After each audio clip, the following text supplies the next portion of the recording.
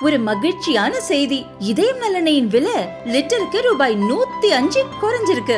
September 2023ல 1 litre இதயம் நல்லெண்ணெயின் அதிகபட்ச விலை ரூபாய் 503. ஆனா இப்ப 1 லிட்டர் இதயம் நல்லெண்ணெயின் விலை ரூபாய் 398 மட்டும்தான் தமிழ்நாட்டுல. அப்ப இனிமே எல்லாரும் இதயம் நல்லெண்ணெய் வாங்கலாம் இல்ல? ஆந்திராவின் புதிய தலைநகர் அமராவதியை கட்டமைக்கும் பணிகள் தீவிரகதியில் நடந்து வருகின்றன.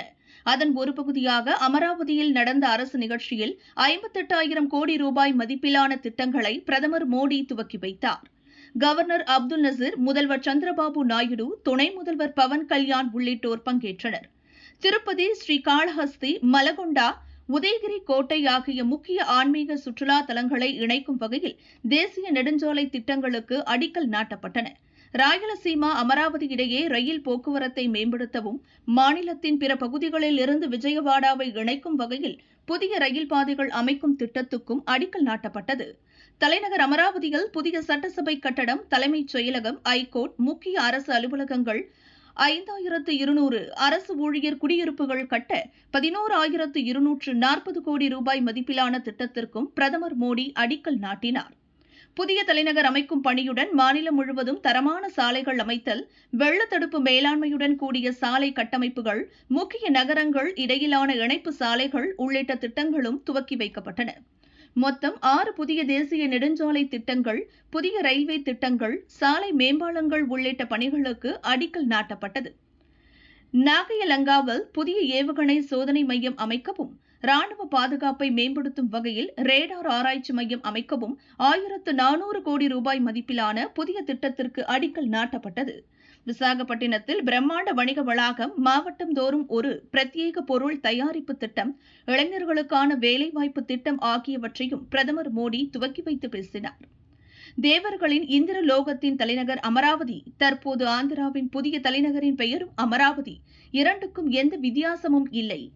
தங்கம் போல் ஜொலிக்கும் ஆந்திரா வளர்ச்சியடைந்த இந்தியாவுக்கான பாதையை அமைத்துக் கொடுக்கும். சொர்ண ஆந்திரா சந்திரபாபு நாயுடுவால் சாத்தியப்பட்டுள்ளது. நான் குஜராத் முதல்வராக இருந்தபோது ஆந்திர முதல்வராக இருந்த சந்திரபாபு நாயுடுவின் திட்டங்களை கூர்ந்து கவனித்தேன். அவர் அப்போதைய தலைநகர் ஐதராபாத்தை முன்னேற்ற மேற்கொண்ட திட்டங்கள் அற்புதமானவை. ஐடி துறை வளர்ச்சியில் முக்கிய பங்காற்றினார். அன்று நிறைய கற்றுக்கொண்டேன். இன்று அவற்றை செயல்படுத்த அற்புதமான வாய்ப்பு கிடைத்துள்ளது. புதிதாக அமையும் தலைநகர் அமராவதியில் IT, artificial intelligence, green energy என பல அற்புதமான அம்சங்கள் உள்ளன. ஆக மொத்தம் ஒரு அற்புதமான தலைநகர் உருவாகி வருகிறது. ஆந்திராவின் அற்புத வளர்ச்சி குறித்த என்டிஆரின் கனவை நிறைவேற்ற மத்திய மாநில அரசுகள் இணைந்து செயல்படும். ஆந்திராவின் வளர்ச்சிக்கு மத்திய அரசு என்றும் துணை நிற்கும். ஆந்திர மக்கள் அனைவரும் யோகா உள்ளிட்ட உடற்பயிற்சி செய்ய வேண்டும்.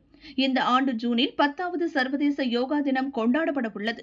அதை நான் ஆந்திர மக்களுடன் கொண்டாட திட்டமிட்டுள்ளேன் எனவும் மோடி கூறினார். நிகழ்ச்சியில் ஆந்திர முதல்வர் சந்திரபாபு நாயுடு பேசியதாவது, ஆந்திர தலைநகர் அமராவதியை உருவாக்க 2014இல் பிரதமர் மோடி அடிக்கல் நாட்டினார். ஆனால் ஆந்திராவில் அதன்பின் வந்த ஆட்சியாளர்கள் அமராவதியை புறக்கணித்தனர். அமராவதி 5 கோடி ஆந்திர மக்களின் உயிர் நாடி. அதை யாராலும் புறக்கணிக்க முடியாது. எனவேதான் இன்று மோடி மீண்டும் ஒருமுறை அத்திட்டத்திற்கு உயிர் கொடுத்துள்ளார். ஆகச் சிறந்த தலைநகராக அமராவதியை உருவாக்கி காட்டுவோம். பிரதமர் மோடி மிக சிறந்த துணிச்சலுடைய தலைவர். ஜாதிவாரி கணக்கெடுப்பு நடத்துவதாக அறிவித்துள்ளது மோடியின் மற்றொரு புரட்சிகர முடிவு. பஹல்காமில் தாக்குதல் நடந்துள்ள நிலையிலும் மோடி தான் அளித்த வாக்குறுதியை நிறைவேற்ற இன்றைய நிகழ்ச்சியில் பங்கெடுத்துள்ளார். பயங்கரவாதத்திற்கு எதிராக மத்திய அரசு எடுக்கும் நடவடிக்கைகளுக்கு நாம் அனைவரும் கட்டாயம் துணை நிற்போம் எனவும் சந்திரபாபு பேசினார். चंद्रबाबू जी टेक्नोलॉजी को लेकर के मेरी भारी तारीफ कर रहे थे, लेकिन मैं आज एक रहस्य बता देता हूं. जब मैं गुजरात में नया मुख्यमंत्री बना तो मैं बाबू हैदराबाद में बैठ कर के किस किस प्रकार के इनिशिएटिव ले रहे हैं उसका बड़ा बारीकी से अध्ययन करता था और मैं उसमें से बहुत कुछ सीखता था और उसे आज मुझे लागू करने का अवसर मिला है. मैं लागू कर रहा हूं.